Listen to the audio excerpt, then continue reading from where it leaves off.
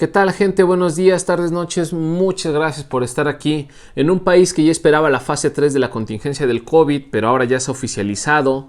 En un país en el que nos dicen que los niños pudieran regresar o los estudiantes pudieran regresar el 1 de junio a la escuela. Yo sigo creyendo que es conflicto entre Grupo Salinas y Obrador y es como que una manera de atenuar ese impacto. Ya tenemos 1.069 muertos y 11.600 infectados, aunque según el método Centinela podrían ser más de 80.000. Ahora, ¿qué es lo que está pasando con nuestra economía? Que parece ser una situación muy alarmante. Mientras otros petróleos estaban en menos $100 por barril, el petróleo o la mezcla mexicana alcanzó por fin signo positivo y ya se vende en $8.54 por barril. Es un precio bajo, pero al menos ya es positivo. Afortunadamente ya empieza como que a recuperarse y esto de los mercados de futuros para junio, algo de bueno están dando. Por otra parte, en cuestiones financieras, la situación con el dólar fue mala. Hoy repunta y supera los 25. De hecho, alcanzó 25.12 pesos por dólar, aunque cerró en 24.71 aproximadamente. Se dice que se requiere de un rescate financiero. AMLO ya dio ahí una propuesta y por otra parte, más importante creo yo, el gobierno acaba de emitir deuda por $6,000 millones en bonos. Te explico qué es eso, si es bueno o si es malo, quédate conmigo, muchísimas gracias.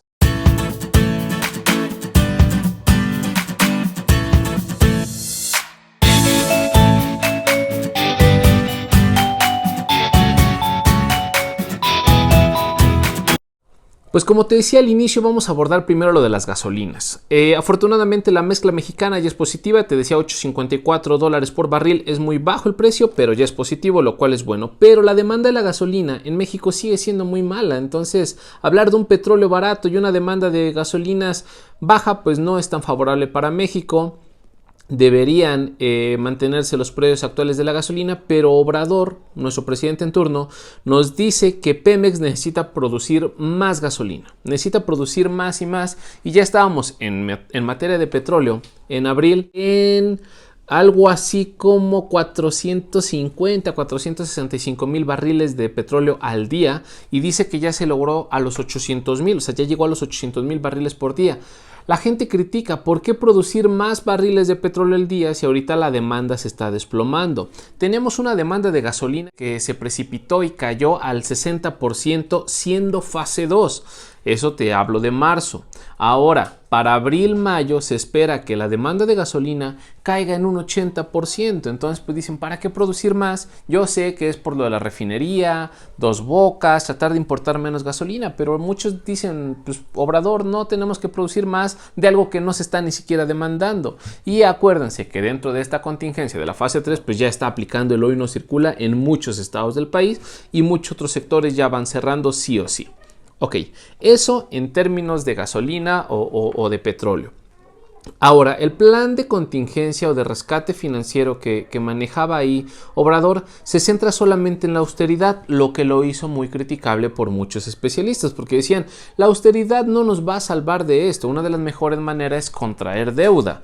Y muchos decían, bueno, ¿y por qué no Hacienda le entra? Porque la austeridad, decían, ¿qué va a hacer? Que altos funcionarios pues redujeran de manera gradual o progresiva hasta un 25% su ingreso, que no se iba a ejercer el 75% de la partida que son para servicios generales y para algunos suministros, que algunas oficinas de gobierno iban a cerrar excepto aquellas para el público, o sea, muchas cosas de estas, y Obrador decía, esto nos va a permitir hacerle frente al COVID sin tener que subir precios de combustibles, insisto, eso no depende del gobierno, por la reforma esa que nos metió Peña hace unos años, dijo que no se iban a crear nuevos impuestos o no iban a subir los impuestos actuales, lo cual pues, está chido.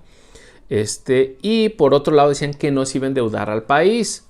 Mucha gente decía quizás sea una buena opción y de hecho algunos diarios se atrevieron a decir ¿por qué no existe un López-Gatell en materia fiscal? Es decir, ¿por qué el secretario de Hacienda, en este caso Arturo Herrera, no era como López-Gatell? Alguien que en su momento podría contradecir a la presidencia, pero tomar buenas decisiones por el país. Y empezaron y esto genera cierta presión y nos dice el secretario de Hacienda y Crédito Público, Arturo Herrera, el mercado financiero acaba de reaccionar bien a la emisión de bonos de México. México acaba de emitir una deuda por $6,000 millones en bonos. Pero ahora, Eso es bueno, eso es malo, ¿qué es un bono? Hay que entender primero eso, ¿ok? Bueno, pues, ¿qué es un bono? Un bono en una manera así muy coloquial, hagámoslo de una manera muy común, perdón si es demasiado burda para aquellos que entienden la materia económica. Imaginemos que el gobierno necesita endeudarse, necesita pedir prestado, por eso se dice que genera deuda y da un papelito a alguien. Ese alguien va a ser un inversionista, ya sea nacional o del mundo, no sea o internacional, es inversionista. Emite un papelito. En este papelito yo te pido 1,000 pesos y en cierto tiempo que ahí dice, yo te voy a regresar 1,100, por decir algo. Y así empiezas a vender muchos papelitos y tú te haces de dinero. ¿Ok? Das papelitos a los que quieran. Claramente estas personas deben tener confianza en que tú les vas a pagar sus 1,000 pesos y un poquito más, que luego son las CETES o las tasas de retorno que se les llaman. ¿Ok? Los CETES son los certificados de la Tesorería Federal, pero llamemos una tasa de retorno, es un dinerito extra, pues porque esa persona se está arriesgando a prestarte dinero, ¿no? Con un papelito que ellos pueden cobrar. Ahora, ¿eso es bueno o eso es malo? En México decimos que el que nada debe, nada tiene, y eso aplica también para el gobierno. El endeudamiento para un gobierno es una manera de generar inversión, de tener liquidez inmediata porque no puede hacerlo de otra manera. Pero no es malo, insisto, es una manera de generar una mejor condición económica en tu país en determinado momento. Ahorita ante la pandemia necesitábamos recurrir a la deuda y es una buena jugada. Ahora, ¿endeudarse siempre es malo? Claro que no, porque el país también tiene una proyección de capacidad de endeudamiento. Así como a ti, por ejemplo, tu tarjeta de crédito te dice te apruebo 5, 10, 20, 50, 200 mil pesos, pues es que eso es una estimación de lo que creen que tú eres capaz de pagar. Un gobierno también dice cuál es mi capacidad de deuda y ahorita Arturo Herrera dice que no estamos excediendo las proyecciones de posibilidad de deuda y por lo tanto de pagarlos. Yo entiendo quizá que por eso AMLO decía que no nos íbamos a endeudar o que a través de la deuda pública no íbamos a resarcir esta situación. Seguramente él contemplaba que la deuda que iba a adquirir Herrera era dentro de las posibilidades del país, o si no, pues latinó, pero yo confío en que realmente sí lo ha hecho así el presidente, ¿ok? Sigamos entonces ahora con esto de la deuda. El país acomoda bonos, ¿ok? O los dichosos bonos de gobierno, solamente que fueron por 6,000 millones de dólares. O sea, fue un dineral, la verdad.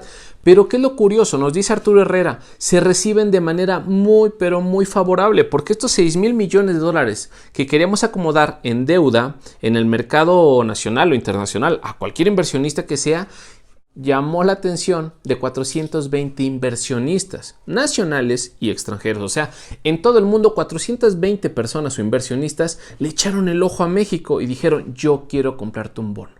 Así. Entonces, ¿qué es lo curioso? De los 6,000 millones de dólares que se pensaban adquirir, hubo una demanda de 28,500 millones de dólares. Es decir, había más gente que bonos. Las personas estaban peleando por comprar un bono de México de ese tamaño. ¿Qué es lo que se dice? Se supera en 4.75 veces lo que ofertó en bonos o deuda en bonos México. A mí me llama la atención porque la calificación crediticia de México se está yendo para abajo, se está desplomando. El crecimiento del PIB va a ser negativo, todos lo garantizan, que si es -3, -4, -6, hay gente que se atreve a decir que hasta -9%. ¿Y por qué 420 inversionistas están peleándose por un bono de deuda de México? Si es de llamar la atención, ¿qué cosa ven los inversionistas que nosotros no alcanzamos a ver? Yo veo dos panoramas. Uno, el Fondo Monetario Internacional tiene razón y México, como muchas otras economías, tendrá la capacidad en un año de recuperarse fácilmente del COVID-19 y la tragedia económica que provocó. O dos, quizá el gobierno habló con ellos y les dijo, te voy a poner todo a modo y tú explota mi país, mi economía, antojo, para que podamos darte esa tasa de retorno que yo te estoy prometiendo. No sé cuál de las dos, yo no quiero especular, pero son los dos escenarios que veo, pero sí llama la atención que 420 inversionistas hayan visto la posibilidad de generar muchas ganancias en México y por tanto hayan comprado nuestra deuda. Entonces, ahora te voy a desglosar un poquito más de esto.